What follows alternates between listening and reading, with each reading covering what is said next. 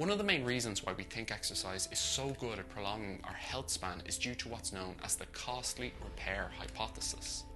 When you perform strenuous physical activity, your body will go into fight or flight mode.